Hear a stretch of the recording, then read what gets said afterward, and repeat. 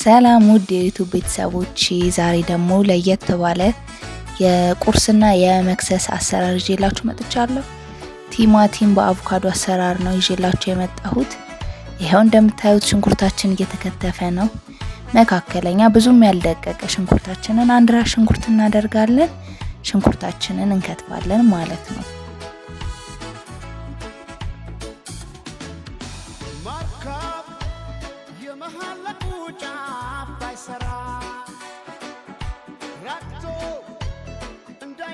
ከዛም በመቀጠል 2 ራስ ቲማቲም እናዘጋጃለን።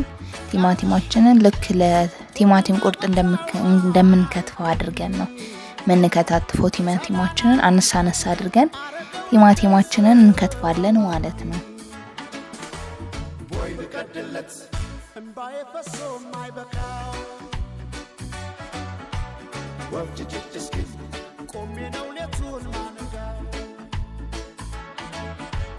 Boy, look at the let's and by ever so my bacao. What did you just give? Come in on the tool, managa.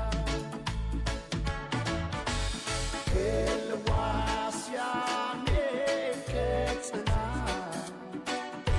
See my lady, Alano, see let's die. Kill was ya.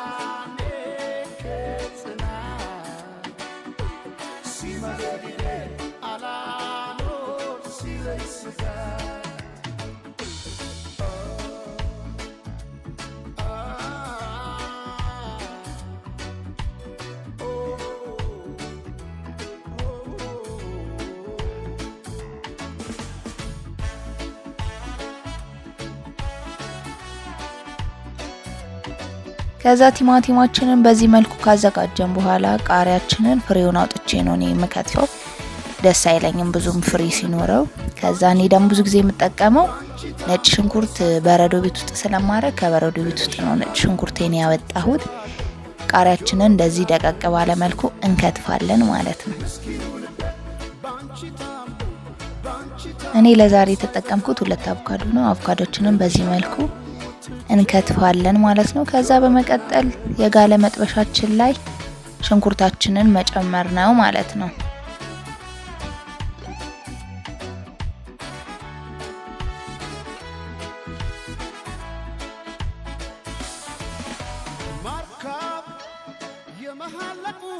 ሽንኩርታችን ወደ መብሰል ሲቃረብ ዘይታችንን እንጨምራለን።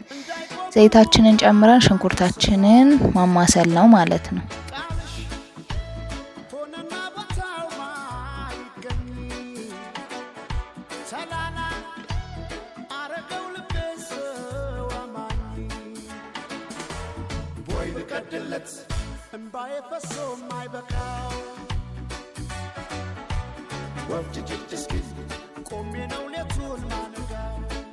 ከዛ ነጭ ሽንኩርታችንን እንጨምራለን ማለት ነው። እዚህ ጋር ደግሞ ያው ከፍሪጅ ውስጥ ስለወጣ ቀስ እያለ ነው የሚቀልጠው።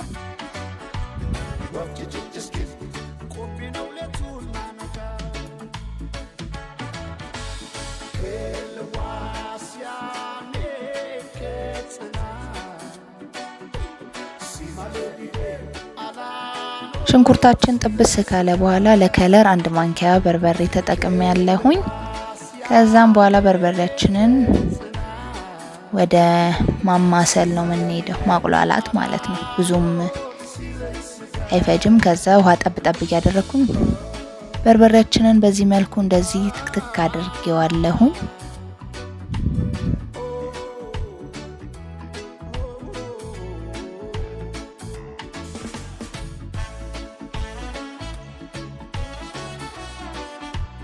ቲማቲማችንን ከዛ እንጨምራለን ማለት ነው። የተቆላለው በርበሬያችን ላይ ቲማቲማችንን በዚህ መልኩ እንጨምራለን።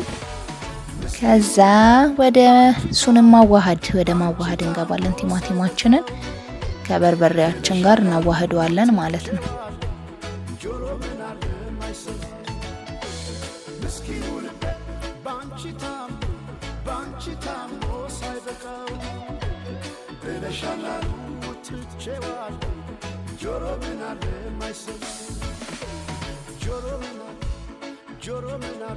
ውሃ ጠብ ጠብ እያደረግን ቲማቲማችንን ጥብስ እናደርጓለን ማለት ነው። አነስ አነስ እያደረግን ውሃ ጠብ እያደረግን ቲማቲማችንን እንጠብሰዋለን።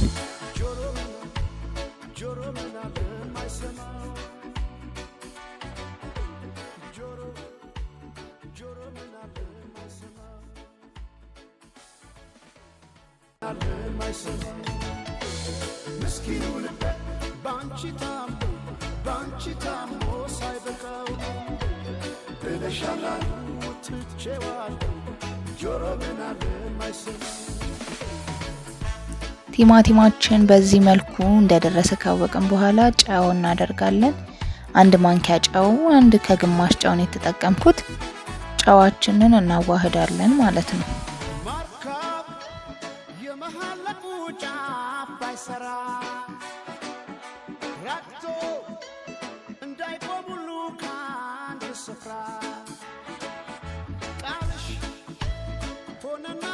ጨው ከተዋሃደ በኋላ የተፈጨ የጥብስ ቅጠላችንን በዚህ መልኩ እንነሰንስበታለን ማለት ነው።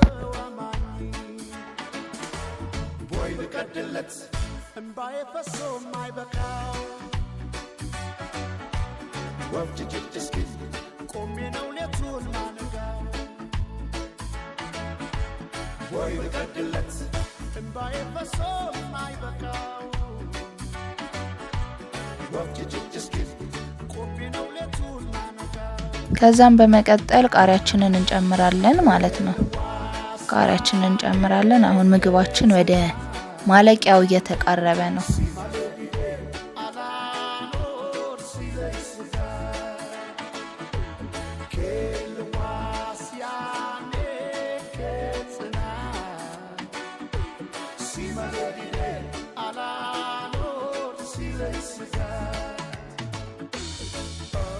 ከዛም አቮካዶአችንን እንጨምራለን ማለት ነው። ከትፈን ያዘጋጀውን አቮካዶአችንን እንጨምራለን ማለት ነው። በዚህ መልኩ እንጨምርና አቮካዶአችንን ወደ መቀላቀል እንገባለን ማለት ነው። እንደምታዩት ከለሩም መልኩም በጣም የሚያምር ቆንጆ ነው። በጣም የሚያምር ከለር ሰጥቶታል።